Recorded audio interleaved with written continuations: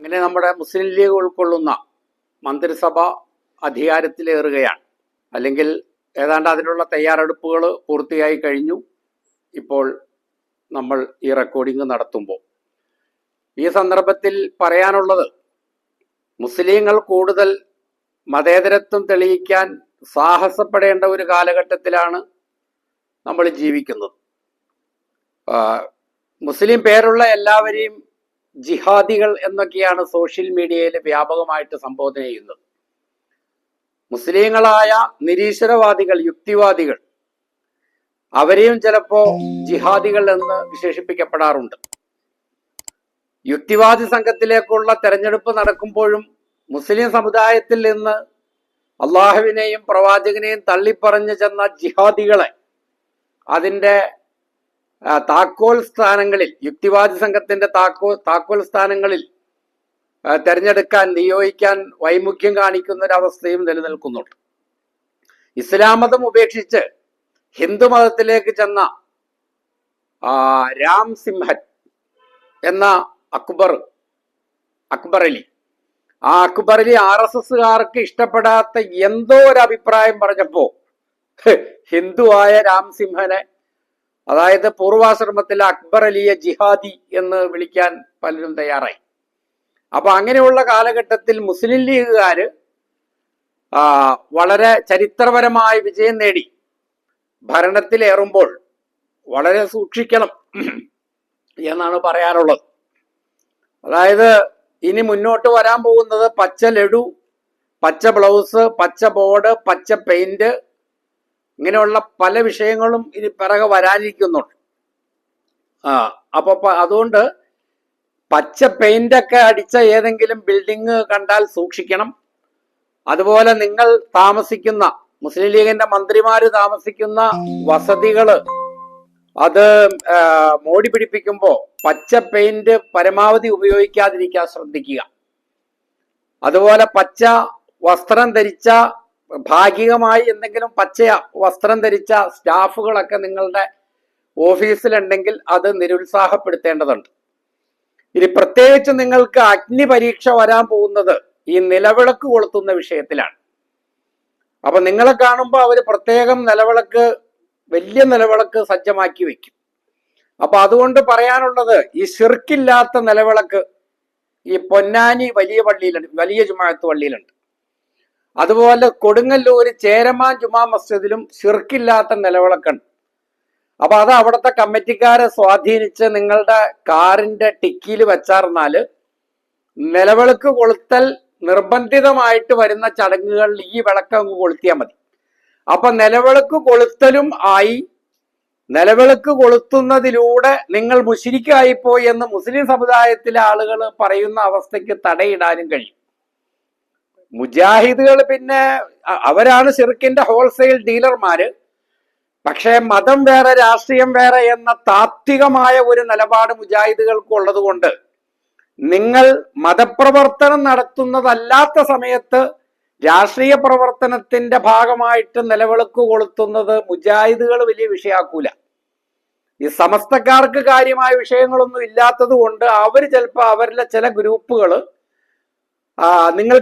നിങ്ങളെ അവർക്ക് ഇഷ്ടമല്ലെങ്കിൽ അത് അടിക്കാനുള്ള വടി എന്നുള്ള നിലയ്ക്ക് നിങ്ങൾ നിലവിളക്ക് കൊളുത്തിയത് വ്യാപകമായിട്ട് ഫോട്ടോ എടുത്ത് പ്രചരിപ്പിക്കും. അപ്പൊ അതുകൊണ്ട് നിങ്ങൾക്ക് സ്വീകരിക്കാവുന്ന ഒരു പ്രതിരോധ മാർഗമാണ് ഞാൻ പറഞ്ഞു തന്നത്. മറ്റൊന്ന്, നിലവിളക്ക് കൊളുത്തിയതിന് ശേഷം നിങ്ങൾ നടത്തുന്ന പ്രസംഗങ്ങളിൽ ഈ വിളക്ക് നമ്മുടെയാണ് എന്നങ്ങ് പറഞ്ഞേക്കുക. അതിൽ ചില ആയത്തുകളും ഒക്കെ അറബിയിൽ ഓതാൻ കഴിയുമെങ്കിൽ അങ്ങനെ ഓതുക, അല്ലെങ്കിൽ മലയാളത്തിൽ പറഞ്ഞാലും മതി.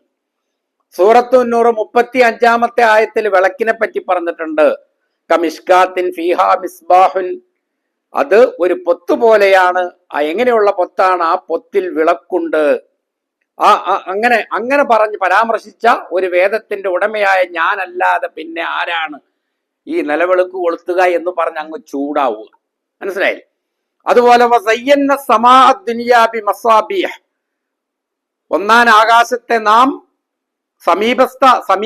സമീപസ്ഥമായ ആകാശത്തെ നാം വിളക്കുകൾ കൊണ്ട് അലങ്കരിച്ചിരിക്കുന്നു. സൂറത്ത് ഫുസ്സിലത്തെ 2-ാമത്തെ ആയത്ത്. വലഖദ് സയ്യന്ന സമാഅ ദുനിയാ ബിമസാബിഹ്, സമീപസ്ഥമായ ആകാശത്തെ വിളക്കുകൾ കൊണ്ട് നാം അലങ്കരിച്ചിരിക്കുന്നു. സൂറത്തുൽ മുൽക്ക് 5-ാമത്തെ ആയത്ത്. അപ്പൊ ഇങ്ങനെയുള്ള സൂക്തങ്ങളെല്ലാം അവിടെ ഊതി, വിളക്കെവിടെയെങ്കിലും ഉണ്ടെങ്കിൽ അത് ഞങ്ങൾ വേണമല്ലോ കൊളുത്താൻ, ഞങ്ങളാണ് ഈ വിളക്കിന്റെ ഒന്നാമത്തെ അവകാശികൾ എന്ന് പറഞ്ഞ് വിളക്കിനെ അങ്ങ് സ്വാംശീകരിക്കുക. അപ്പൊ അങ്ങനെ വരുമ്പോ ഈ വിളക്ക് നമ്മുടെ ഈ വേറെ പല കാര്യങ്ങളിലും അത്തരത്തിലുള്ള തന്ത്രപരമായ സമീപനങ്ങളിലൂടെ ഈ ഉണ്ടാകാൻ സാധ്യതയുള്ള വിവാദങ്ങളെ മറികടക്കാൻ കഴിഞ്ഞിട്ടുണ്ട്. ചിലപ്പോൾ ഇതൊക്കെ പറയുമ്പോൾ ഒരു വിവാദം അങ്ങനെ ഉണ്ടാവും, അത് ആദ്യം ഉണ്ടാവുള്ളൂ, പിന്നെ അതങ്ങ് പെയ്തു ഒഴിഞ്ഞോളൂ. ഏതായാലും പറയാനുള്ളത്, ഇത് നമ്മുടെ ഈ പൊതുസമൂഹത്തെ നിങ്ങൾ അഭിമുഖീകരിക്കുമ്പോൾ നിങ്ങൾക്ക് വരാവുന്ന ഒരു പ്രശ്നമാണ്. മറ്റൊന്ന്, മുസ്ലിം സമുദായത്തിലെ വൈവിധ്യങ്ങളെ സമരസപ്പെടുത്തി പ്രീണിപ്പിച്ചു കൊണ്ടു നടക്കുക എന്നുള്ളത്, അതായത് EK സുന്നി, AP സുന്നി, ഷജറ സുന്നി, സുഹാബി സുന്നി, ഇങ്ങനെയുള്ള മുജാഹിദിലെ 12 ഗ്രൂപ്പുകൾ, ഇവരെല്ലാം പിണക്കാതെ കൊണ്ടു നടക്കണമെങ്കിൽ ഓരോ മുസ്ലിം ലീഗിന്റെ ഓരോ മന്ത്രിക്കും ഓരോ MLA-ക്കും അസാമാന്യമായ മെയ്വഴക്കം ഉണ്ടായിരിക്കണം. അതിന് നിങ്ങൾക്ക് CH മുഹമ്മദ് കോയ സാഹിബിനെ തന്നെ മാതൃകയാക്കാവുന്നതാണ്. പണ്ട് ഒരു സുന്നി സമ്മേളനത്തിൽ CH മുഹമ്മദ് കോയ സാഹിബ് പ്രസംഗിക്കാൻ വേണ്ടി പോയി. അവിടെ പോയിട്ട് വലിയൊരു ഡയലോഗ് മൂപ്പരങ്ങ് വിട്ടു. എന്താണെന്നറിയോ? മായമാണ് സർവത്ര മായം, എവിടെയും മായം, അഹ്ലുസുന്നത്ത് വൽ ജമാഅത്തിൽ മായം ചേർക്കുന്നവരെ, മായം കലർത്തുന്നവരെ സൂക്ഷിക്കുക എന്നൊരു പരാമർശം CH മുഹമ്മദ് കോയ സാഹിബ് നടത്തി. അപ്പൊ സുന്നികൾ അത് കേട്ട്, ആ സുന്നി സമ്മേളനത്തിൽ പങ്കെടുക്കുന്ന സുന്നികൾ അത് കേട്ട് കൈയടിച്ചു. ഇത് ഞങ്ങൾ വഹാബികൾക്കെതിരായിട്ടുള്ള കനത്ത ഒരു താങ്ങലാണ്, വഹാബികൾക്ക് എതിരായിട്ടുള്ള ഭയങ്കര വെപ്പാണ് എന്നുള്ളൊരു നിർവൃത്തി ആ സുന്നികൾ ആസ്വദിച്ചു. എന്നാൽ മുജാഹിദുകൾ ചിന്തിച്ചു, CH അവിടെ പോയി പറയുന്നത് അഹ്ലുസുന്നത്ത് വൽ ജമാഅത്ത് എന്ന് പറഞ്ഞാൽ യഥാർത്ഥത്തിൽ മുജാഹിദുകളാണ്. ആ അഹ്ലുസുന്നത്ത് വൽ ജമാഅത്തിൽ മായം കലർത്തിയ സമസ്തക്കാരുടെ പരിപാടി പോയിട്ട്, സുന്നികളുടെ പരിപാടി പോയിട്ട് അവർക്കിട്ട് താങ്ങുകയാണ് CH ചെയ്തത് എന്നുള്ള പുളകം മുജാഹിദുകളും അനുഭവിച്ചു. അപ്പൊ ഇങ്ങനെ യഹ്തമിൽ കുല്ല, അങ്ങനെയും ആകാം ഇങ്ങനെയും ആകാം എന്നുള്ള നിലയ്ക്ക്, അതായത് ജമാഅത്തെ ഇസ്ലാമിക്കാരോട് ഫിഖ്ഹി ആയിട്ടുള്ള കാര്യങ്ങൾ ചോദിച്ചാൽ മറുപടി പറയുന്നത് പോലെ വേണം നിങ്ങൾ ഒരു പരിപാടിയിൽ. ഇപ്പൊ ഉദാഹരണം, ഒരു ഔലിയാട് ആണ്ടിന് മുസ്ലിം ലീഗിന്റെ മന്ത്രിനെ പ്രസംഗിക്കാൻ വിളിച്ചു വന്നിരിക്കട്ടെ. അപ്പൊ മുസ്ലിം ലീഗിന്റെ ഈ മന്ത്രി മുജാഹിദായിട്ട് അറിയപ്പെടുന്ന ആളാണെങ്കിലും നിങ്ങൾ ഈ ഔലിയാടെ ചന്ദനക്കുടത്തിന് പോകാതിരിക്കരുത്. അവിടെ ചെന്നിട്ട് നിങ്ങൾ ഔലിയാക്കന്മാരുടെ മഹത്വം പറയുക. അതെങ്ങനെയാണെന്നറിയോ? ഖുർആൻ ഓതിയിട്ട് പറയുക, അലാ ഇന്ന ഔലിയാ അല്ലാഹി ലാ ഖൗഫുൻ അലൈഹിം വലാ ഹും യഹ്സനൂൻ. അറിയുക, അള്ളാഹുവിന്റെ ഔലിയാക്കൾ, അവർ യാതൊന്നും പേടിക്കേണ്ടതില്ല, അവർ വ്യസനിക്കുകയുമില്ല. അതുപോലെ അലാ ഇന്ന ഔലിയാഉഹു ഇല്ലൽ മുത്തഖൂൻ, അള്ളാഹുവിന്റെ ഔലിയാക്കൾ എന്ന് പറഞ്ഞാൽ അവരാണ് മുത്തഖീങ്ങൾ. ഇങ്ങനെയുള്ള ആയത്തുകൾ അറബി ഓതാൻ കഴിയുമെങ്കിൽ അങ്ങനെ, അല്ലെങ്കിൽ മലയാളത്തിൽ അത് നിങ്ങൾ പ്രസംഗത്തിൽ ഉൾക്കൊള്ളിക്കുക. അപ്പോൾ അവിടെ കൂടിയിട്ടുള്ള ഔലിയാടെ ആൾക്കാർ അവർ വിചാരിക്കും ഇവിടെ ഈ അടങ്ങിയിട്ടുള്ള ഔലിയാനെ പറ്റിയാണ് ഈ പറയണത്. മനസ്സിലായോ?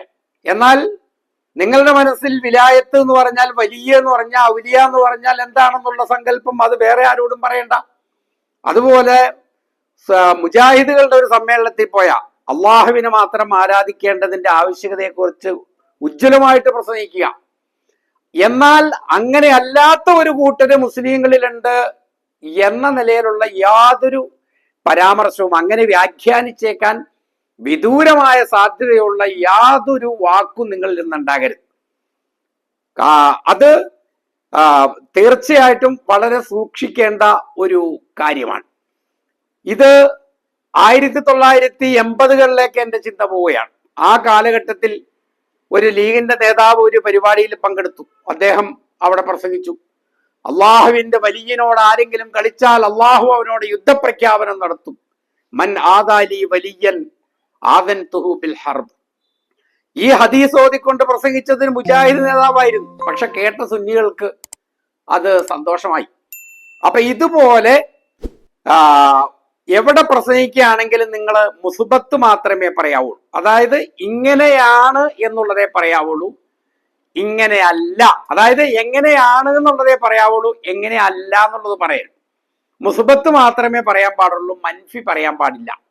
ഇങ്ങനെ മുന്നോട്ട് പോകാൻ നിങ്ങൾക്ക് കഴിഞ്ഞാൽ ഈ പൊതുസമൂഹത്തിലെയും മുസ്ലിം സമുദായത്തിലെയും എല്ലാ വൈവിധ്യങ്ങളോടും വൈജാത്യങ്ങളോടും വ്യത്യാസങ്ങളോടും വളരെ രചനാത്മകമായി സമരസപ്പെട്ടുകൊണ്ട് കാര്യമായി വിവാദങ്ങളില്ലാതെ നിങ്ങൾക്ക് മുന്നോട്ട് പോകാൻ കഴിയും. അത്തരത്തിലുള്ള ഒരു ഭാഗധേയത്വം മുസ്ലിം ലീഗിന്റെ എല്ലാ മന്ത്രിമാർക്കും MLA മാർക്കും ആശംസിക്കുന്നു.